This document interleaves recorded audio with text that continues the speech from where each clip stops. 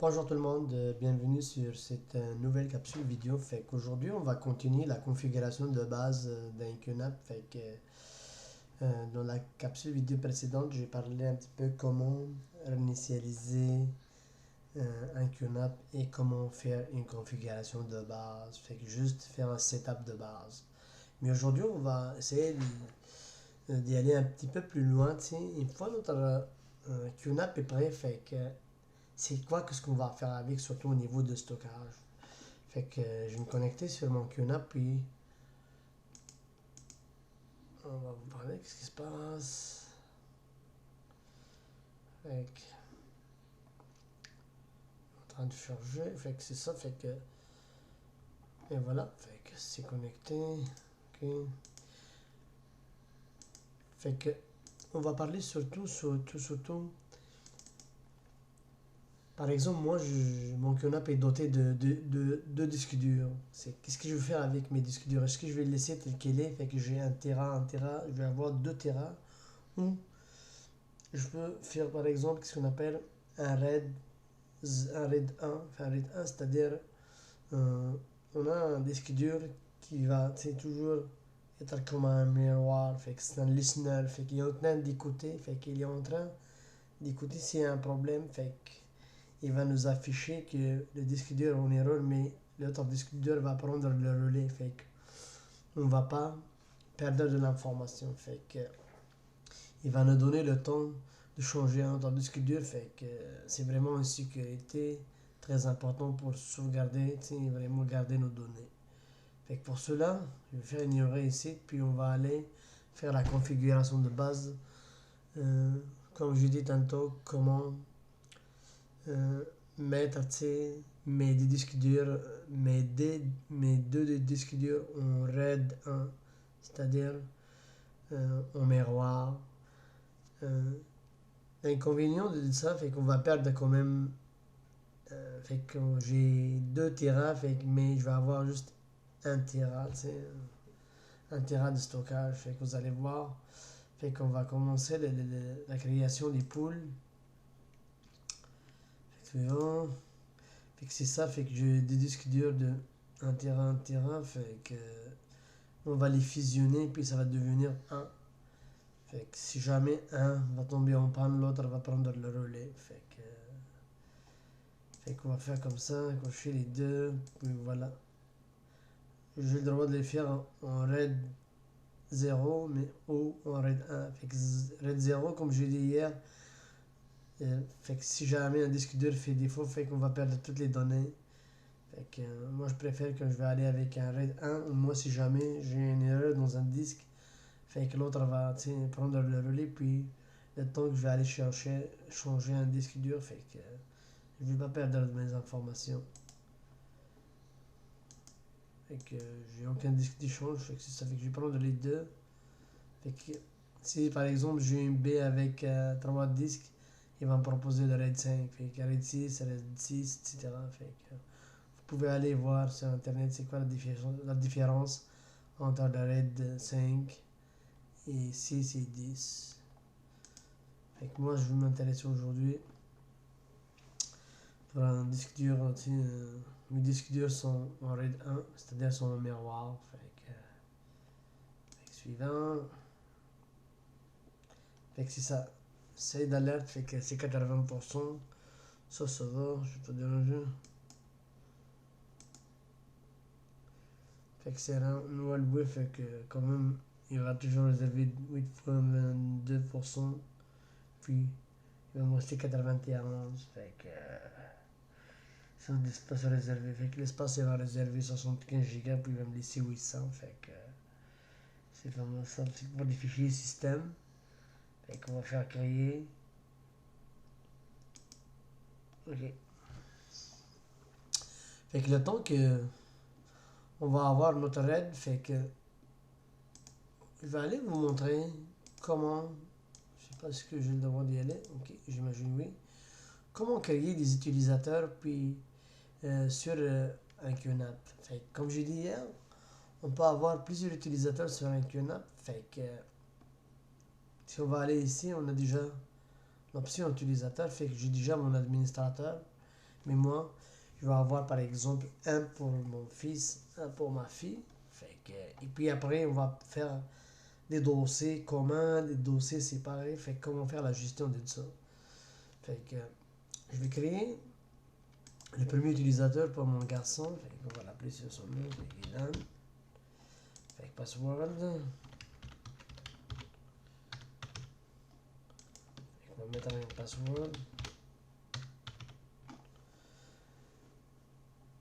Fait qu'on va voir c'est quoi un groupe d'utilisateurs, permissions au dossier partagé. Fait qu'on va dire c'est quoi les permissions au dossier partagé. Est-ce que c'est un lecteur seul? Est-ce qu'il est écriture et lire? Fait qu'on va faire ça. On va lui donner. Oh, j'ai pas encore de dossier, fait que c'est normal, je peux pas faire, tu sais. Fait que je vais juste créer, excusez-moi, fait qu'on va juste créer. Fait que je viens de créer mon premier utilisateur. Si jamais je veux modifier son mot de passe, fait que je vais aller ici, je vais l'éditer. Ok? Fait que je vais modifier le profil, fait que je peux le modifier à partir d'ici, tu sais. Ok. Créer un utilisateur.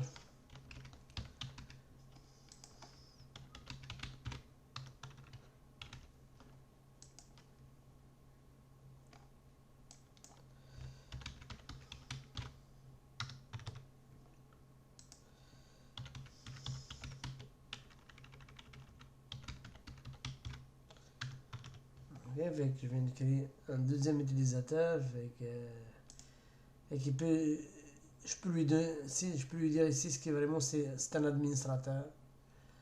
Fait que je ne le fais pas comme administrateur parce que il peut me flusher les QNAP facilement. Fait que je le fais pas comme administrateur. Fait que ça va être admin qui va être vraiment administrateur.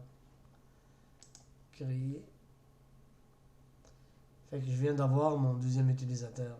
Mais pour l'instant, malheureusement, je peux pas aller créer des dossiers partagés parce que mon QNAP il est en train de préparer son pool de RAID 1. Fait que je ne vais pas le maganer. Création d'un pool de stockage terminé. Nouveau volume. Fait que c'est ça. Fait qu'il vient de créer son premier sur mon pool. Fait que maintenant je vais vraiment l'attribuer. Pour le stockage 1, fait que je peux le renommer aussi, c'est comme je veux. Je laisse comme ça.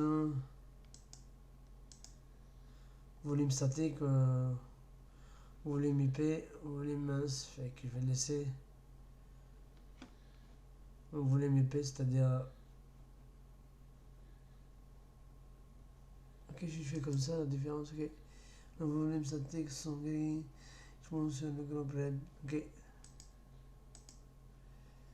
Le volume IP sont gris à partir de l'espace de pool de stockage. Et il offre des fonctionnalités telles que la snap. Ok. Fait que je vais avoir des snapshots avec ce volume.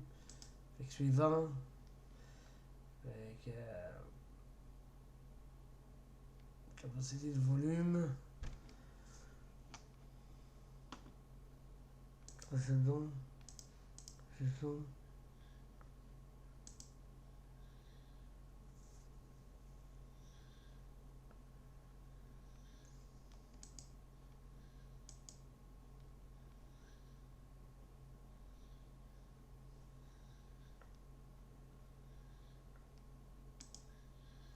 On va voir c'est quoi cette différence.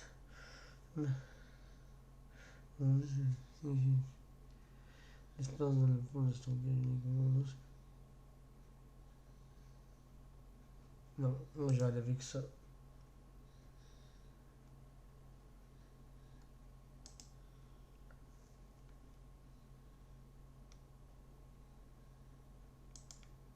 Je vais dire la taille maximum.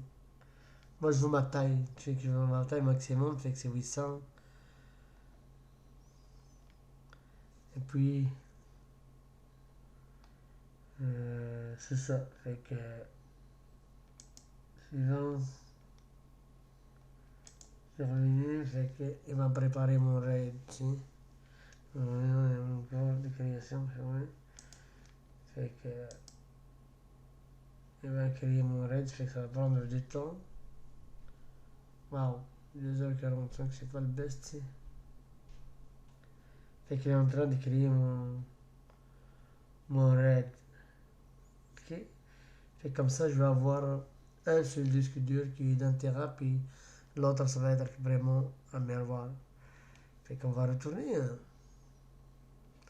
ici, si on est capable d'écrire, mais je pense pas parce qu'il est en train de créer notre raid, mais créer un dossier partagé, on va voir.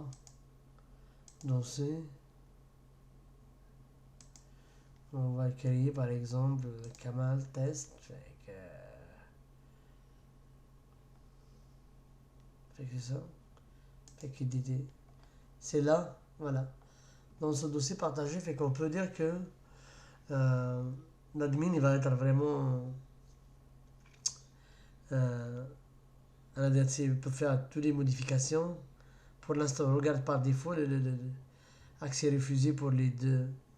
Fait que si je veux donner juste l'accès pour Elan, je peux dire, Yadan, toi, tu peux aller faire la lecture, faire de la lecture. Fait que mettons, j'ai un dossier, c'est moi qui vais être l'administrateur, fait que je vais créer ça.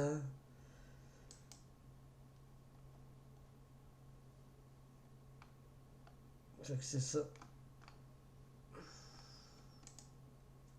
C'est partagé un peu également configurer.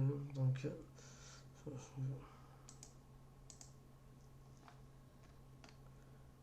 ok. Fait aucun volume, fait que c'est normal. Mon volume n'est pas encore créé, fait que je peux pas. Fait qu'avec cette façon, on peut créer qu'est-ce qu'on veut, tu sais. Fait que juste pour vous montrer comment créer un dossier partagé, fait qu'on le crée. Euh, Fait qu'on crée un dossier, fait qu'on le nomme, puis on va donner les droits, c'est qui par rapport à nos utilisateurs, fait que vraiment. Puis à partir de. Si vous voulez vous séparer de fichiers, puis il n'y a personne qui a accès aux fichiers de l'autre, par exemple, vous avez deux enfants, puis vous allez partager ça, fait que chacun va avoir accès à son dossier, et puis il n'y a pas de chicane. Il n'y a pas quelqu'un qui va aller supprimer ou modifier un dossier d'un autre, puis fait que c'est ça. Puis si jamais vous avez un dossier commun, puis voulez-vous vraiment être les deux ou les trois des admins, fait que juste donner les droits, les réécritures. Ou vous pouvez faire, par exemple, refuser carrément l'accès, tu sais. Fait que c'est ça. C'est que c'est avec cette façon vous pouvez euh, vous pouvez créer des utilisateurs et puis partager des dossiers. En attendant que mon disque va. Je pense que ça va prendre du temps, 20% restant, fait quand même c'est un bout. Fait que je vais aller vous montrer quelques fonctionnalités de QNAP, je sais pas ce que je suis capable. J'aimerais bien regarder aujourd'hui comment euh, rajouter. On va aller voir des applications.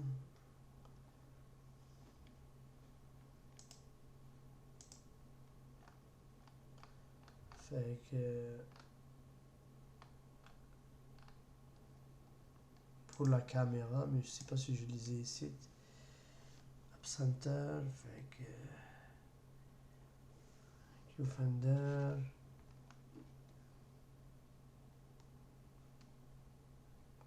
PlayStation.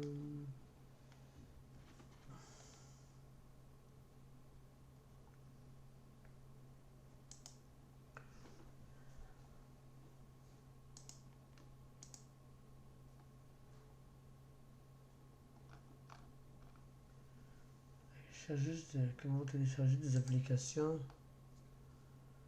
Ça va pas long, je reviens, je vais aller juste regarder quelque chose. Fait que dans App Center, fait qu'on peut télécharger, il y a beaucoup d'applications, vraiment c'est vaste. Fait que par exemple, nous on va installer, on va chercher une application pour la gestion des caméras. Fait que comme j'ai dit hier, on peut, ça dépend du type de QNAP. Pour mon QNAP, fait que c'est porte de caméra, fait que je vais installer ça. Fait qu'à l'attendant d'installation, on va attendre. Fait que je peux gérer deux caméras. Fait que pourquoi je vais acheter un VR spécial pour la gestion des caméras. Fait que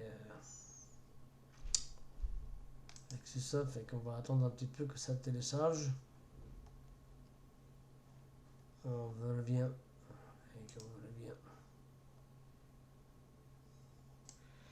Fait que, bonjour, fait que mon application de gestion des caméras est installée, fait que on va aller voir ensemble fait que comment rajouter des caméras dans un QNAP. Fait que plus tard. Fait qu'ici, je peux rajouter deux caméras, fait qu'on va commencer par la première caméra, puis on va aller voir, fait qu'ajouter. Ok, fait que on va faire ce qu'on va voir, c'est peut y trouver, on va faire un search sur notre réseau. Sinon, on va saisir les adresses IP parce que je connais mes adresses IP.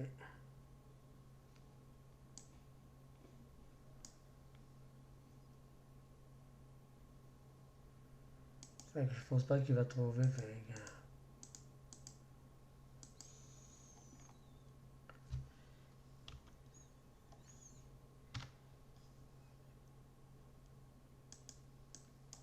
Hikvision.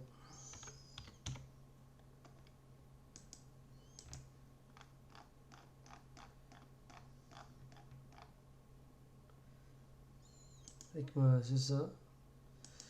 Le modèle, je sais pas exact. Fait que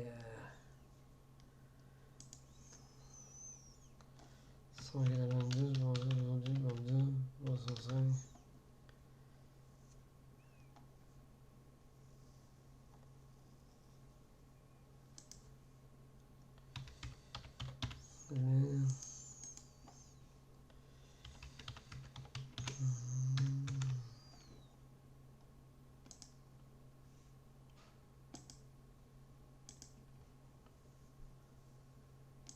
Fait que c'est ça, fait que après on va retourner au réglage, juste l'ajouter.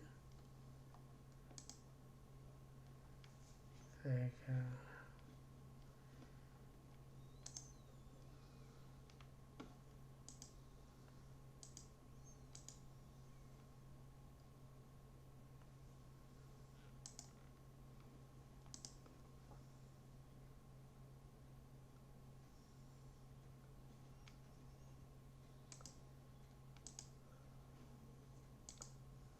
on va aller voir s'il est fonctionnel.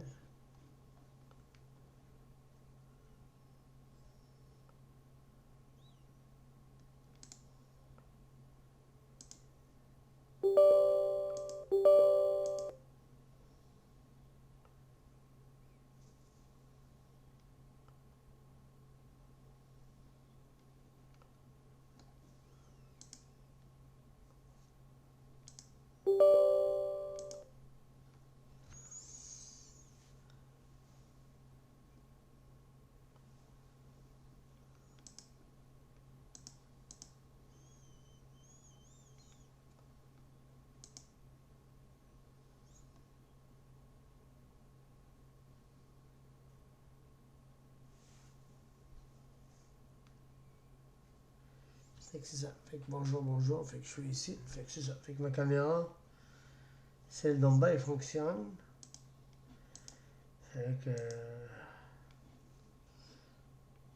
on va fermer ça. Fait qu'on va ajouter la deuxième caméra, tu sais.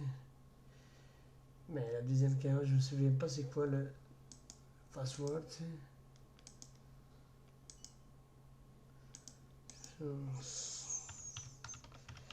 32, 3, je sais pas, 102, je me souviens pas. 102, ouais, c'est elle, 102. Fait que c'est ça, fait qu'on va ajouter l'autre. Fait que de la même façon, fait que moi je fais pas un search, je vais le.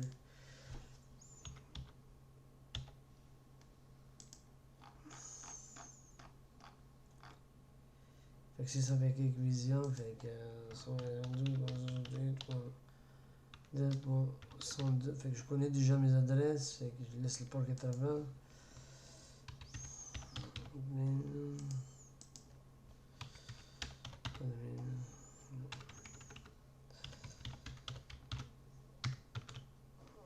Suivant. Fait que ça c'est les pixels, puis je touche pas ça. Si ça c'est la cédule, c'est Ça, c'est la cédule pour céduler quelle heure il va enregistrer. Bon, je touche pas à ça aujourd'hui. Fait que je suis en train de remonter mon QNAP, mais après, je vais faire la configuration de base. Fait que je viens de rajouter mes 2 caméras. Fait que si je fais comme ça, pour le fun. Fait que c'est ça, vous pouvez faire beaucoup de choses vraiment avec un QNAP. Fait que on va aller voir ça.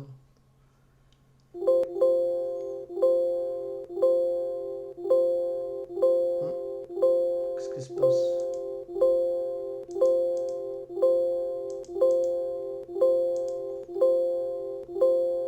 Error.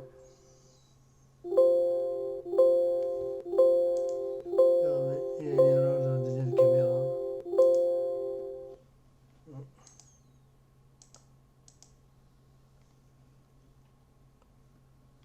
Qu'est-ce qui se passe?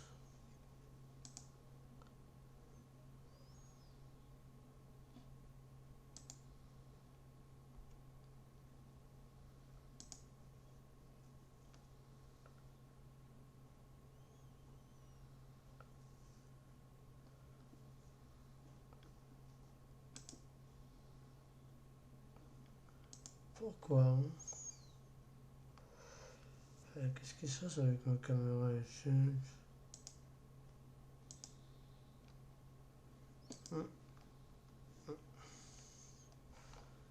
Fait que ça sera pas long, je vais aller débugger ça. Fait que je voulais pas vous prendre avec moi. Fait que ça sera pas long. Fait que c'est ça, fait que je pense ma caméra, la deuxième caméra est en panne, fait que j'ai pas eu le temps de la rétablir, fait que c'est pas grave, fait qu'on peut ajouter 2 caméras dans ce QNAP. Et puis si on retourne dans QNAP, il y a plusieurs applications, fait que c'est pour cela que j'ai dit hier, fait que on peut pas vraiment parcourir toutes les fonctionnalités du QNAP, mais juste pour vous sachiez que votre QNAP peut être vraiment un système de backup, un système de gestion de fichiers, des fichiers dédiés par utilisateur. Fait qu'on peut faire beaucoup de restrictions là-dessus. Fait que même vous pouvez programmer du PHP à l'intérieur. Fait qu'il y a beaucoup de choses. Beaucoup de choses. Fait que c'est ça. Fait que je connais pas le tout, mais quand même. Fait que il y a beaucoup de fonctionnalités, fait que je vous encourage d'y aller fouiller sur internet pour voir c'est quoi les différentes QNAP existantes, puis c'est quoi les fonctionnalités. J'imagine, moi ça fait 4 ans, 5 ans que j'ai ça, fait que j'imagine, peut-être aujourd'hui on a des QNAP plus performants, puis avec plus de fonctionnalités, fait que merci beaucoup pour les gens qui vont visualiser cette vidéo. Puis si vous avez des questions, fait que n'hésitez pas à m'écrire, fait que je vais essayer de vous répondre. Puis n'oublie pas d'abonner sur ma chaîne YouTube pour nous encourager à faire d'autres vidéos. Fait que merci beaucoup et bonne journée.